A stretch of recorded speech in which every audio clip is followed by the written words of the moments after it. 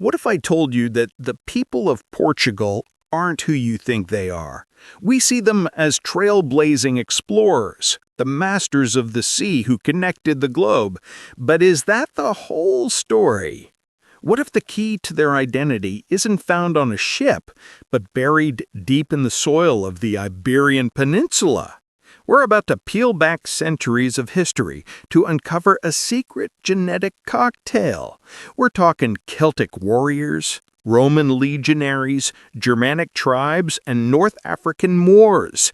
How did this incredible mix of people, cultures, and DNA forge one of the world's most influential nations?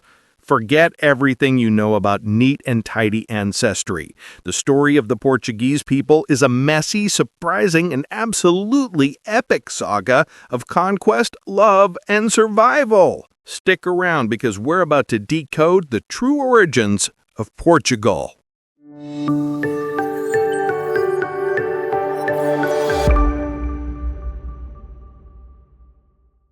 All right, let's get into it.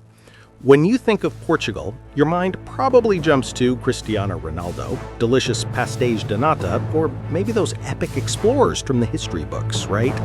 But what if I told you that to find the real origin of the Portuguese people, you have to dig way deeper, like before Portugal was even a glimmer in anyone's eye.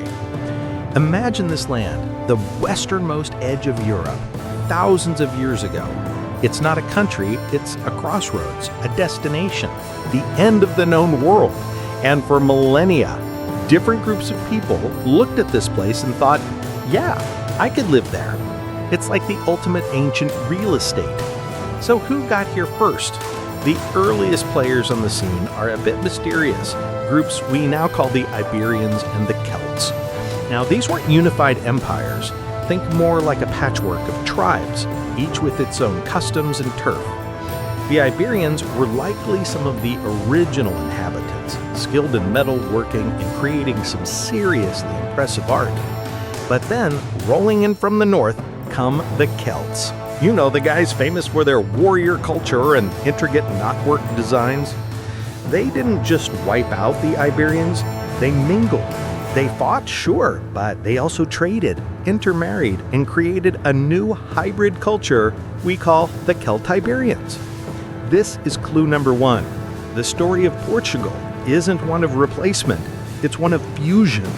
Right from the very beginning, it's a genetic and cultural melting pot. These people, the Lusitanians, were famously fierce. The Romans, who we'll get to in a minute, described their leader, Visigothic, as a brilliant guerrilla fighter who ran circles around their disciplined legions for years. He was a shepherd who became a warrior, a symbol of a people who refused to be easily conquered. But here's the crazy part. Even before the Romans, other ancient superpowers had their eyes on this coastline. The Phoenicians, the ultimate sea traders from the Middle East, set up shop along the coast to trade for tin and other metals. Then came the Greeks, and after them, the Carthaginians from North Africa. They weren't conquering huge swaths of land, but they were introducing new goods, new ideas, and crucially, new DNA into the mix. So even before the first Roman soldier set foot here, the genetic blueprint of the future Portuguese people was already unbelievably complex. It was a foundation of ancient Iberian and Celtic blood, seasoned with DNA from across the Mediterranean. And that complex foundation is exactly what made the next chapter so explosive, because a new power was rising, one that wouldn't just trade on the coast, but would swallow the entire peninsula whole. And they would change everything. They would bring laws, roads, a new language, and a new god, stamping their authority so deeply that its echo can still be heard in Portugal today. Who am I talking about? The Romans, of course. And their arrival is where our story of a simple tribal land transforms into the story of a Roman province on the edge of a global empire. The question is, could even the mighty Romans truly tame this wild land and its fiercely independent people? You know, digging into these hidden histories is exactly what we do here on this channel. We love peeling back the layers of these complex stories to find the truth. If you're into that and you want to support our deep dives, do me a huge favor and hit that subscribe button. It's a tiny click for you, but it lets us keep making videos just like this one. Thanks a ton. Now back to the Romans. So Rome arrives, and when Rome arrives, they don't knock politely. They bring legions, engineers, and a serious plan. The conquest of the Iberian Peninsula, or Hispania as they called it, was a brutal, drawn-out affair that lasted nearly 200 years. Those Lusitanian tribes we talked about, they fought back hard, but you can only hold off the Roman war machine for so long. Eventually, the region is pacified and becomes the Roman province of Lusitania. And this is where another massive layer gets added to the Portuguese identity. The Romans were organizational geniuses. They built cities, roads connecting everything, aqueducts that brought fresh water, and sprawling farms called latifundia. They didn't just rule, they fundamentally remade the landscape. But here's the real kicker. They brought their language. The language spoken by the Roman soldiers and administrators was vulgar Latin. Over centuries, this Latin mixed with the old languages of the Celts and Iberians. It morphed and twisted, slowly evolving into what would eventually become Portuguese. So, when you hear Portuguese today, you're literally hearing a 2,000-year-old echo of a Roman centurion haggling in a market. That's insane, right? And of course, they brought their DNA. Thousands of soldiers, administrators, merchants, and colonists from all over the Roman Empire settled in Lusitania. This wasn't just Italians. We're talking people from North Africa, the Balkans, the Middle East, all corners of a massive multicultural empire. So the local gene pool gets another huge, diverse injection.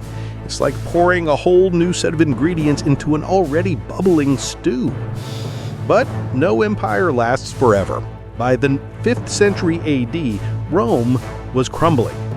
And when a power vacuum opens up, someone always rushes in to fill it. In this case, it was the Germanic tribes, specifically the Visigoths. These guys swept down from northern Europe, conquered the peninsula, and set up their own kingdom. Now, you might think this was another radical change, but it was weirdly subtle. The Visigoths were a ruling minority. They adopted the Roman system of law, the local language, and eventually the local religion, Christianity. Their genetic impact wasn't as massive as the Romans, but they left their mark, especially in the names of nobles and a few new words. They were the new landlords, but they were living in a Roman house. This period sets the stage for the most transformative and honestly the most misunderstood influence of all. While the Visigothic kingdom was dealing with internal squabbles, a new force, fired by a new faith, was exploding out of the Arabian Peninsula, Islam. In 711 AD, a Moorish army composed of Arabs and Berbers from North Africa crossed the Strait of Gibraltar, and they didn't stop. In just a few years, they conquered almost the entire Iberian Peninsula. This is where the story gets really interesting. For the next 500 years, much of what is now Portugal was part of a sophisticated Islamic civilization known as Al-Andalus. This wasn't a dark age, it was a golden age. The Moors were light years ahead of the rest of Europe in science, mathematics, medicine, and agriculture. They introduced new crops like oranges and lemons and figs and rice. They built incredible irrigation systems, some of which are still in use today. Think about that. A farmer in the Algarve might be using a system designed by a Moorish engineer over 1,000 years ago. Their influence on the language was huge. Thousands of Portuguese words, especially those starting with al, like aldea, or algarve from Algarve, meaning the west, are direct loanwords from Arabic. And genetically, the impact was profound. For centuries, Christians, Jews, and Muslims lived side by side. There was conflict, yes, but there was also peace, trade, and intermarriage. Genetic studies on modern Portuguese people show a clear and significant contribution from North African Berber populations. a direct legacy of this era. This isn't just theory, it's written in their DNA. So, you have this incredible layering effect, a Celto-Iberian foundation covered by a thick Roman layer, sprinkled with Visigothic influence, and then coated with a rich, vibrant Moorish layer, each one adding new technologies, new words, new foods, and new genes. This sets up the final, epic struggle, the Reconquista. The Christian kingdoms in the north began a centuries-long fight to retake the peninsula. This wasn't just a war, it was a crusade, and it was in the fires of this conflict that the Kingdom of Portugal was born, forged by a warrior nobility with a distinct identity, ready to carve out its own destiny on the edge of the continent. But what kind of people emerged from this 1,000-year-long collision of civilizations? That's the final piece of the puzzle. So, by the 12th century, the Reconquista is in full swing and a new kingdom is born from the chaos, Portugal. It declared independence in 1139, making it one of the oldest nation-states in Europe. But who were these first Portuguese people? They weren't just Romanized Christians anymore. They were the product of everything we've talked about. Think of it, their language was Latin filtered through centuries of local dialects and seasoned with thousands of Arabic words. Their farming techniques were a mix of Roman methods and brilliant Moorish irrigation. Their blood was a complex tapestry woven from Celtic, Iberian, Roman, Visigothic, and North African threads. It wasn't a pure single origin people. It was the ultimate hybrid. And this right here is the secret sauce. This is what made them unique. Their entire identity was forged on a frontier, constantly fighting, trading, and mingling with different cultures. They spent centuries with their backs to Europe and their faces to the sea and to the Moorish south. This gave them a totally different perspective. While the rest of Europe was caught up in internal squabbles, the Portuguese were looking outward. The ocean wasn't a barrier, it was a highway. And this leads us directly to the Age of Discoveries. Why was it this tiny country on the edge of Europe that kicked off the era of global exploration? Because they were uniquely prepared for it.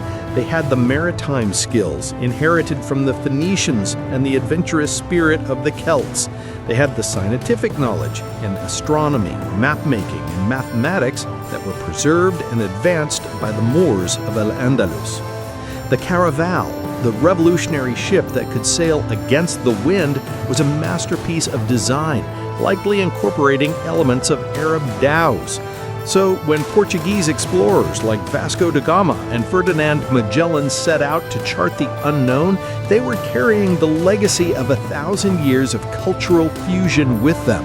They were navigators guided by Arab science, funded by a kingdom built on Roman law, and crewed by men whose DNA was a map of Iberian history. The great irony is that after creating this incredible melting pot at home, they went on to create a global one. The Portuguese Empire connected continents, leading to a massive, often brutal, exchange of goods, ideas, and once again, people. They brought their already mixed heritage to Brazil, Angola, Mozambique, Goa, and Macau, and in turn brought back influences from those cultures, adding even more subtle layers to their identity. So, what are the origins of the people of Portugal? The answer is beautifully complex. There is no single origin point. The Portuguese people are the living, breathing result of a continuous process of mixing. They are ancient Celtiberians, they are Roman citizens, they are Visigothic nobles, and they are the sons and daughters of Moorish scholars. They are all of it, all at once. Their identity is a testament to the idea that strength doesn't come from purity, but from the dynamic, chaotic, and powerful fusion of different cultures.